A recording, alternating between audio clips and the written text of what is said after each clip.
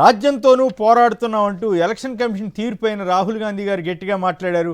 ఓటర్ల జాబితాలో ఎందుకు తేడా వచ్చింది, వీటి మీద వివరాలు అడిగితే కూడా ఇవ్వట్లేదని అంటున్నారు. రాంభూపాల్ గారు, రాహుల్ గాంధీ గారి స్పీచ్ వింటే ఏఐసిసి ఆఫీస్ ప్రారంభోత్సవం సందర్భంగా నిజంగానే కాంగ్రెస్లో ఏమైనా చిత్తశుద్ధి ఉందా, వాళ్ళల్లో ఏమైనా మార్పు వచ్చిందా, మరి ఈ నిజంగానే వాళ్ళు బీజేపీని ఎదిరించే పరిస్థితిలో ఉన్నారా లేదా, మీకేమనిపిస్తాను?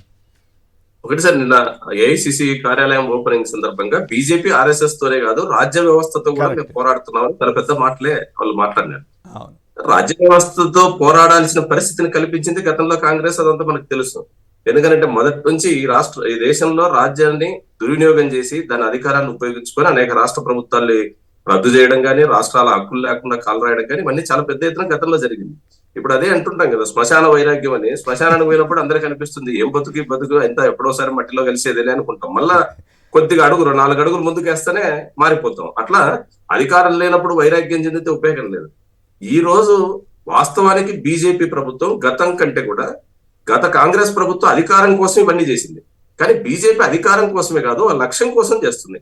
ఆ లక్ష్యం 2025 నాటికి ఏదైతే వాళ్ళ ఆర్ఎస్ఎస్ 100 సంవత్సరాలు పూర్తవుతుందో ఆ లోపు గతంలో చెప్పినట్టుగా 1925లోనే చెప్పినట్టుగా 100 సంవత్సరాల లోపు మేము హిందూ రాజ్యాన్ని నిర్మిస్తామనే లక్ష్యంలో భాగంగా ఇవన్నీ జరుగుతున్నాయి. అందుకని వాళ్ళు చెప్పిన మాట చాలా సీరియస్ గానే రానున్న కాలంలో ప్రమాదం మరింత పెరుగుతుంది.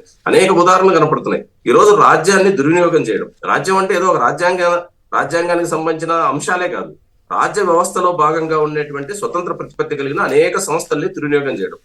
ఎన్ఫోర్స్మెంట్ డిపార్ట్మెంట్ కానీ, ఇన్కమ్ ట్యాక్స్ కానీ, సిబిఐ కానీ, అదేవిధంగా ఎన్నికల కమిషన్, జుడిషియరీ, ఏ ఒక్కదాన్ని వదలలేదు.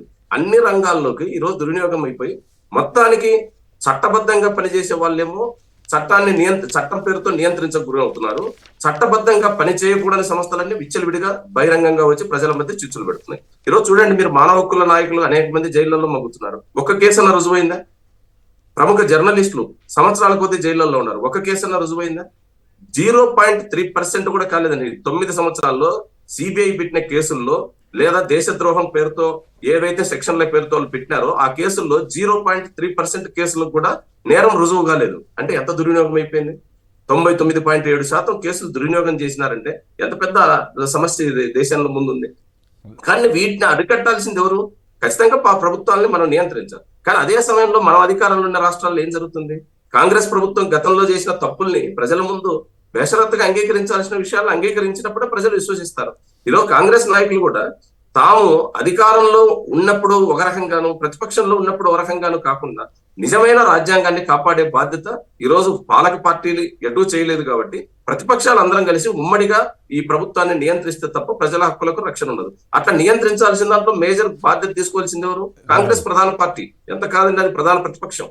కాబట్టి సహజంగానే అది బాధ్యత తీసుకోవాలి. కానీ అట్లా తీసుకుంటుందా? అనేక రాష్ట్రాల్లో జరుగుతున్న ఎన్నికల సందర్భాల్లో మనం చూస్తున్నాం. ఇష్టం వచ్చినట్టుగా ఇంకా మా పెద్దల పాత్ర కావాలంటే కుదరదు. మనకు అంతా కరిగిపోయిన సామ్రాజ్యానికి ప్రతినిధులు మనం గుర్తించాల్సిన అవసరం కాంగ్రెస్ ఉంది. అట్లా గుర్తిస్తేనే బీజేపీ యొక్క ప్రమాదాన్ని నియంత్రించడానికి వీలవుతుంది. ఆ దిశగా కాంగ్రెస్ అడుగులేయాలి.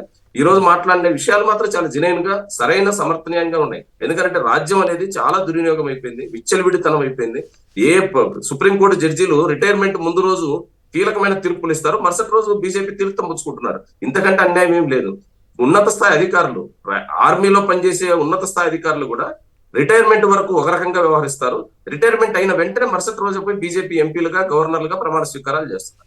కాబట్టి ఈ రకమైన కల్చర్ గతంలో కొంత మోతాదులో కాంగ్రెస్ ప్రవేశపెడితే ఇది 100% అమలు చేసే వ్యవస్థగా బీజేపీ మార్చిపోయింది. దీన్ని నియంత్రించాల్సిన బాధ్యత ప్రజల మీద ఉంది, కాంగ్రెస్ మీద కాదు. దేశంలో ఉండే ప్రజలు, ప్రజాతంత్రవాదులు తప్ప ఇంకో రకంగా ఈ రాజ్యాన్ని కాపాడుకోవడం ఇంకో పరిస్థితిలో లేదు అనేది స్పష్టంగా కనపడుతుంది. రాహుల్ గాంధీ మీద అయితే మీకు నమ్మకం కలగలేదనే విషయం నాకు అర్థమైంది. రైట్. వెంకట్రావు గారు, విశాఖపట్నం. వెంకట్రావు గారు నమస్కారం, మాట్లాడండి. ఈ అంశాల్లో దేని గురించైనా మాట్లాడచ్చు మీరు. నమస్కారం సార్, అందరికీ నమస్కారం సార్. చంద్రబాబు నాయుడు వస్తేనే ప్యాకెట్ క్లబ్లు, మద్యం అన్నింటి ఒకే ఓకే సార్. మీకు ఉదాహరణకి గుంటూరులో క్లబ్ ఉంది సార్. ఒక స్ట్రిప్ కి 70 మంది హెల్పర్లు ఉంటారు సార్. అలాగే 210 మంది ఉంటారు సార్ ఒక క్లబ్ కి. ఆ క్లబ్ కి హెల్పర్లు గానీ 200 మంది ఉన్నారా? 210 మంది సార్. అలాంటి క్లబ్ ని ఎస్వి ఆంజనేయులు గారు మూపించారండి. అప్పుడు ఎస్వి ఆంజనేయులు గారు అండి. అలాంటి క్లబ్ ను మళ్ళీ జగన్మోహన్ రెడ్డి టైం కూడా క్లోజ్ అయిపోయిందండి. చంద్రబాబు నాయుడు గారు రాగానే మళ్ళీ ఓపెన్ అయిపోయిందండి. మళ్ళీ ఉత్సాహంగా ఓపెన్ చేశారా చంద్రబాబు గారు? జగన్ గారు క్లోజ్ చేస్తే విజయవాడలోని కొన్ని హోటల్స్ ఉన్నాయి సార్, నాకు తెలిసి మా ఫ్రెండ్స్ వాళ్ళు వెళ్తుంటారు, కొన్ని హోటల్స్ కానీ ఉంటాయి, ఓపెన్ గా వెళ్తారండి. ఓపెన్ గా చక్కగా లాడ్జింగ్ ఇస్తారు, రూమ్ ఇస్తారు, అన్ని ఇస్తారండి, అన్ని ఇస్తారు. అలాగే స్కూల్స్ కూడా అంతేండి. స్కూల్స్ లో కూడా చాలా వరకు గవర్నమెంట్ స్కూల్ అనేది తప్పించడానికి జాగ్రత్త ట్రై చేస్తారు. మొత్తం మీకు అబ్జర్వ్ చేస్తారు లేదు, ప్రతి స్కూల్ కూడా అంతే. విశాఖపట్నంలో కూడా అంతే అండి. ఒక బట్టల షోరూమ్ ఎలాగుంటుంది అలా ఉన్నాయి సార్ గాంధీ షాపులు. కూడా చిన్న చిన్న ఊళ్ళో కూడా బట్టల షాపులు ఎలాగ లైటింగ్ పెడతారు, బట్టలు బాగా కలతలా కనబడడానికి, పట్టు చీరలు కానీ బ్యాండ్లు కానీ వీటిలో కూడా అలాగే కనబడుతుంటాయి సార్. రైట్, మరి చూద్దాం మరి జనం ఎట్లా స్పందిస్తారో. ఏం కదా ఇదే బాగుందంటారా లేకపోతే ఇదేం కర్మ అనుకుంటారో చూద్దాం. సుధాకర్ రెడ్డి గారు కాణిపాకం. కొమ్మినేని గారు నమస్కారం. మీకు తెనాలి సుబ్రహ్మణ్యకి అందరికీ సంక్రాంతి శుభాకాంక్షలు. మాకు యాక్చువల్లీ ఇన్నేళ్ళకి నేను కూడా చూస్తున్నాను కానీ మా చిత్తూరు జిల్లాలో ఇప్పుడు కోళ్ల పందాలు పెద్దగా ఉండవు కొమ్మినేని గారు. అలాంటిది ఈ ఏడాది కోళ్ల పందాలు కూడా బ్రహ్మాండంగా సులువు చేసినారు. అక్కడనే కోళ్ల పందెం ఎక్కడ జరుగుతుంటే అక్కడే మద్యం షాప్ అక్కడే ఉంది. కోళ్ల పందెం ఎక్కడ జరుగుతుంటే అక్కడనే మద్యం షాప్. సదుపాయం చేశారని సంతోషపడాలేమో ఆంధ్రప్రదేశ్.